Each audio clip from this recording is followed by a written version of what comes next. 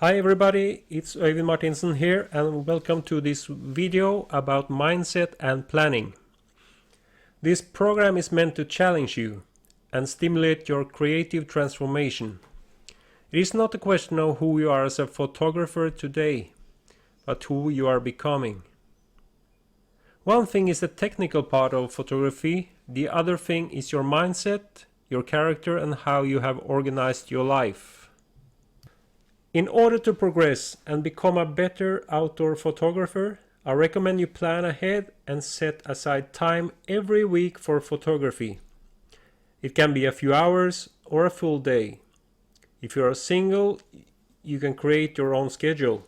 If you have a family, wife, husband or partner, tell them about your ambitions and involve them and make them support you.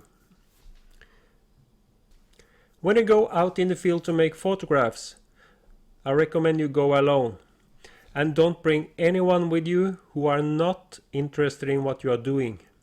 Being in the outdoors taking photographs is different than being on an afternoon trip with friends. They do not understand why you have to stop for 1 hour waiting for the right light to happen. If you bring someone with you, it must be with another photographer who understands, or with people who go with you on your terms. If you don't want to work on your own or don't have photo friends, try to join a local photo club or try to find like-minded spirits you can go out in the field with. Identify the time-consuming things in your life that does not support your progress. It can be a TV series you are watching or other habits you have. Get rid of them and start planning your new activities. And don't fabricate excuses like, I don't have the right equipment, I am too old, I'm too young, I don't have time, it's too cold, it's too warm, and so on. Make it simple and easy to go out taking pictures. The more organized you are, the easier it will be to go out. When you come home from a field trip, I highly recommend that you prepare for the next immediately. Empty your memory cards into your computer, charge the batteries, dry and clean the equipment, and pack everything again in the photo bag or backpack. When you're ready for the next trip, you can just grab the bag because you know everything is in there, checked and ready. Do the same with your outdoor clothing and your shoes, boots. Put it in a place where you can just jump right into them, almost like a firefighter getting dressed in a hurry. The more organized you are, the more you get out in the field and the better you will be as an outdoor photographer. For longer trips and for expeditions, follow the same recipe. Organize all your camping and hiking gear so it's easy to pack for a new trip. If you plan to travel to remote locations without the possibility for new supplies, have in mind that the main difference between a week-long trip and a month's trip is the food. If you are not familiar with camping in the outdoors, start with a short weekend trip and make it simple. Plan for the unexpected. On outdoor trips where you sleep in a tent, bring with you extra clothing for unexpected weather. Think worst case. For example, in the Norwegian mountains we can experience snow and strong winds even in summer. So I bring clothing for that type of weather too. In another climate zone, for example Panama in Central America, the cold is not a problem, but I bring a rain poncho if I get a heavy rain shower when I'm out in the field. If you are going into a desert, bring something to protect your eyes and something to protect your nose and mouth. If you experience a sandstorm, you don't want sand into your lungs. Think for yourself.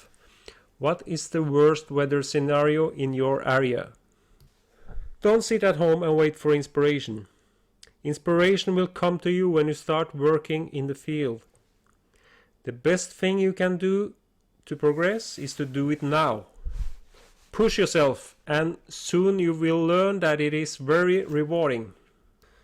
If you have been lazy or reluctant to go out before, then you have to say goodbye to that character. That character didn't help you in the past, so it must go. In order to succeed and progress, you have to push yourself. Out of the environment of British working class mountain climbers came this phrase, the size of the rat, meaning that if you want to have success and climb towards the summit, you must leave the comfort and safety and progress upwards. Push yourself out of the comfort zone, but don't push nature out of the comfort zone. Set a goal for yourself. Your first goal can be to complete this course. When you have completed, you will see everything differently and you will be a better outdoor photographer. After the course, you can set a new goal. For some, it can be going out taking pictures one evening every week. For others, it can be a local environmental project, an article, a book project, an exhibit, or a longer photo journey. It is important that you don't stop. Make a strong decision and follow through. The moment you make a decision about something, you will program yourself and your subconscious towards that goal. Never give up. Take massive action. Try to see everything in a new way with new eyes. Try to be better than you were before. In this process, some people you may know will freak out about this because they don't want you to be better than themselves. And they will try hard and fiercely to hold you back and push you down. Be aware of this and also be aware of the beast inside your mind telling you that you are no good. There is a beast inside trying to stop you and you are the only one who can deal with it. It's like a parasite inside you sucking the energy out of you. The problem is that many people don't know it exists and that beast is holding your heels. But once you have identified it, you can say goodbye to it. Never play the role of a victim and don't blame anything on outer circumstances. There is always different ways and new possibilities. On our life journey, it is easy to be stuck with old habits. The truth is that it is never too late to change and take a new direction. You are the one in charge and responsible for your actions. The brain does not know the difference between what has happened in the past from the future or now. Time is not a straight line. If a person in the past told you that you can't do this or that, this belief will cement itself in your brain and repeat itself over and over again.